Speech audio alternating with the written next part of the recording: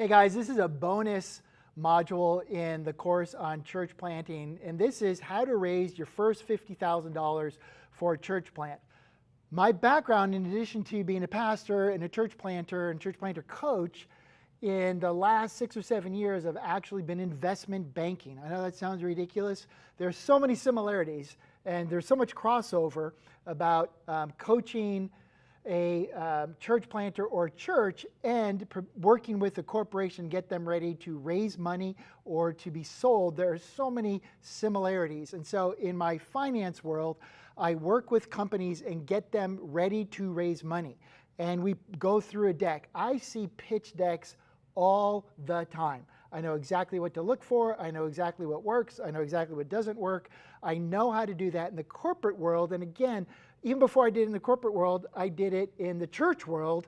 And there are some similarities, there are some differences, but we're going to go through it. Again, just like the 11 crucial characteristics of a church planter, this is the beginning of this topic. This is not everything that can be said about this topic. But if you go through this, and if you've never done it before, you're just thinking about it, this is a crucial component to how to launch a church or a special project. The last of the 11 crucial characteristics, the last was to have financial competency, and this dovetails right into that. So this is like a launching point to the last one about knowing finances and how to manage finances. This then launches right into how to raise money. So I'm going to be using my background in corporate world and in church world to put this together. Before you ask, how do I get the money that I need? You have to ask yourself, why do I need the money? And when I coach existing pastors, there's a whole, another framework that I use, the 7.5 elements, or how to build a church from the ground up. The last is finances and budget. And your finances will actually empower your vision, your values, your priorities, your practices, all that. Your vision, your finances empower it. And when you have alignment, your alignment empowers your finances. And so we have to ask, why does an existing church need money? When an existing church has money problems, they typically have leadership problems. So trying to solve the money problems won't work until you solve the underlying leadership problems, and most of the time you have to solve an alignment problem. In a church world, same but different in corporate America. Money is not causal, it is symptomatic. Money does not cause problems. Money, the surplus of it or the need for it, is actually a symptom of other issues going on. So you have to solve those other issues in order to access the money, to get the money. You have to solve those underlying issues, bring alignment, and the money will flow. And so in church world, why do people give? Why do people give?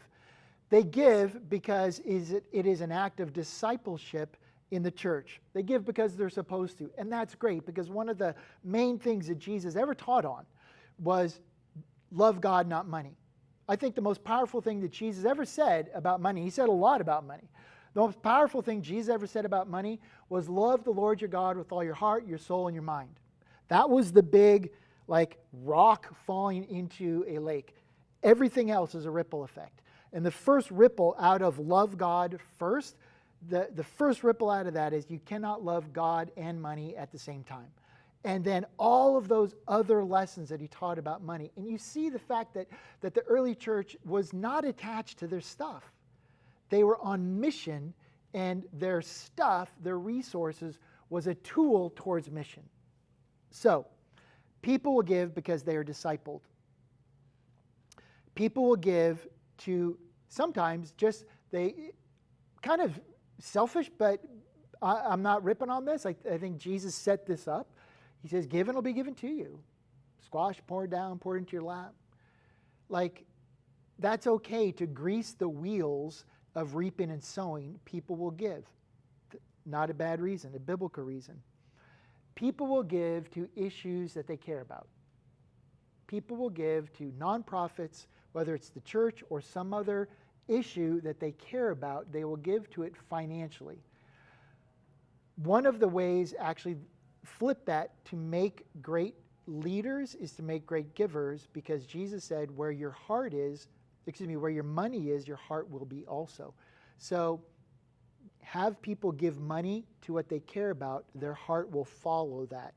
Have people give money to the church, their heart will follow that, and they will care even more about the thing that they give to. They will give to missions that they believe in. So I think churches should have an external mission beyond themselves. They should be a sending church on some level. People get behind that. They give to organizations that they trust. People give to organizations that they trust. So if you want to receive money, be trustworthy and accountable and transparent with what you have, and that will lead to people giving more money. People will give to people that they like.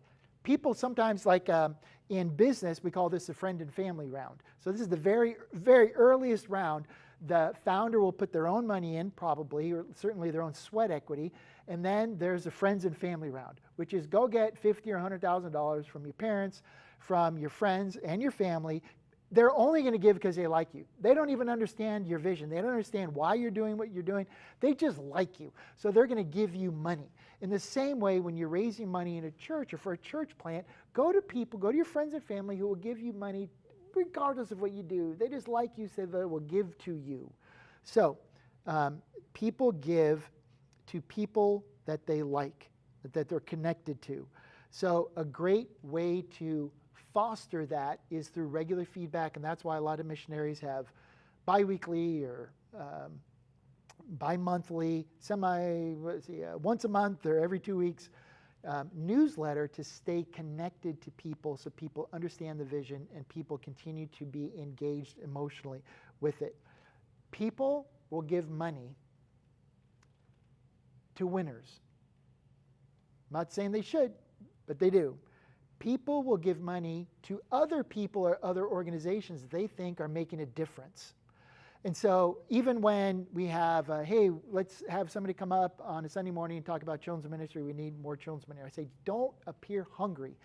Just tell testimonies of what's going on in children's ministry, because people will want to engage in something that's working. People will give financially to something that's working. So tell testimonies, tell wins, communicate your wins. And people will give to those, again, who are building relationships, who know them, because people want to give, that people want to be connected to the leaders of a church plant, an organization, a church, whatever. And so sometimes people will give in order to get the attention of the leaders. Again, not saying that's good, not saying that's bad. That's just one of the reasons. If you want to capitalize on that, sow into relational capital into these people that are giving. I know we don't want to treat them differently, but we want to know who they are. And so what fruit do you want to see from people giving to you? What fruit do you want to see from people giving to you? Well, possible answers are the biblical mandate to give. Great. The reaping and sowing. Absolutely.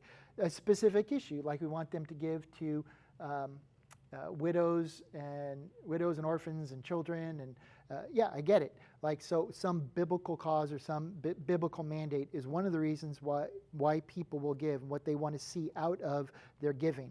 Remind them that the local church is the only organization, because they're going to be sucked into all these parachurch ministries and all these other organizations, all these good Christian causes.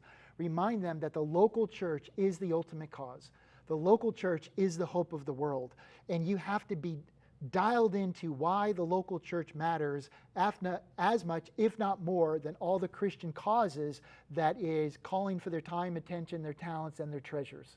And so remind them the role of the church. When I work with the church, the first thing that I do is I say, tell me your theology.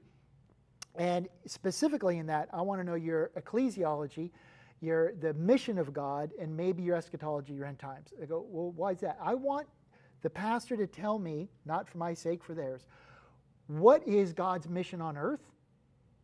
Do you connect it to Abraham's call? Do you connect it to Jesus reading out of Isaiah 61 where he goes into the temple and stands up and eats from the prophet and the Spirit of the Lord is upon me? Do you equate it to the Lord's Prayer where kingdom come, where heaven here on earth? Like, what is God's cause here on earth that your church is a part of? What story of God are you as a local church a part of in continuing the mission of God? What role does the church play in the mission of God? You have to have that nailed. You have to have the theology of that. You have to have the doctrine of that. You have to be convinced of that.